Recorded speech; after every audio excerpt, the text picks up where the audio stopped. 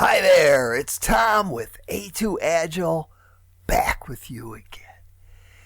And today, I wanted to talk about coolness. We all want to be cool. We all want to do cool things. What is cool? It's one of those things where we know it when we see it. But I started to think, what a good musical tie-in would be for this, as I often do.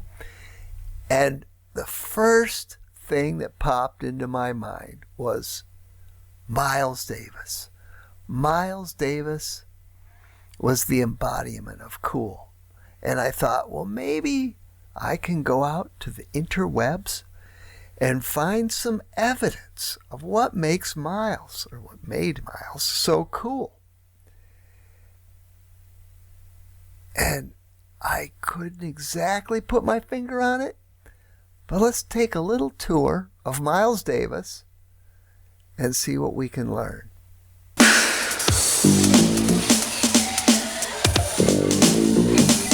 Now, one of the things about Miles is that he's his own guy. He's driven by himself. Let's give a listen here. You know, in order to wake up every day with a smile on my face,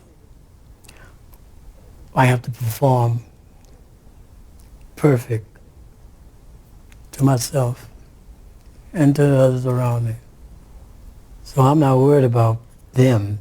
It's me and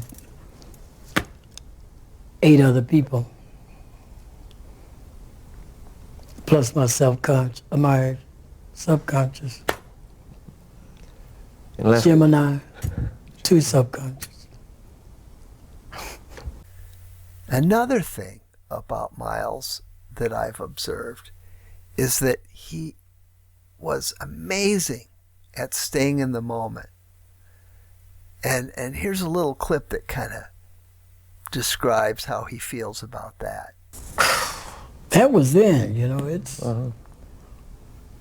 If you have an idea, and if you don't do it 3 months or next week it'll be stale. I was going to do that, but it's too heavy. Another thing about Miles is that he was known to be tremendously creative. And I think that we want to try to understand the essence of that. It's going to be tough. But he does speak here a little bit about at least one element of what allows him to be so creative. I want to hear, what is your answer to that shit? They said that when, they've been saying it all my life. What's this? Record company said that. Who is this? I said, his name is Coltrane. What kind of saxophone player is he? I said, just shut up and listen to him. Just record it. I had Art Blakey. They said, that drummer's making too much noise. I said, you ever see an African send a soft message on the drums? But you know, you have to do what you feel, you know, and then you can make other people feel it. But you can't, because a record company doesn't know who you have in the band. You know, those are small record companies anyway. You know, like Prestige and those record companies. People always said that about me. I ignored it. So in the process, you ignore everything, you know, that isn't in your group. You know, to create, you have to be kind of selfish, you know. So I don't run into that. People have always liked the music that I produce, and the people in the band, because they know I wouldn't have anybody in front, and I'm standing in front of that wasn't the same caliber of the rest of the musicians. They all produce. Now, you may think that, you know, it's Miles Davis, he was this creative genius, his own guy, and that he didn't take input from others, but he did have influences. He mentions Dizzy Gillespie and Sonny Stitt and some other people that he admired that were playing jazz before him. And he gives an example here of how he uses influence, which I found interesting. You know, when you see somebody, say you're wearing some clothes, and you don't know whether you should wear a long coat to your knee, or a short coat, and you see somebody that has on a short coat, and you like the way they look, then it makes up your mind, you know? That only put a stamp on what I wanted to do. Miles was known as a pretty serious guy, doesn't have a big sense of humor. But that doesn't mean he wasn't happy. And here he talks a little bit about what really makes him happy. And it might not be what you think, but it's a valuable lesson. For me, knowledge is happiness for me. If I learn something, that makes me, you know. Still learning? Yeah. I learned something the other night.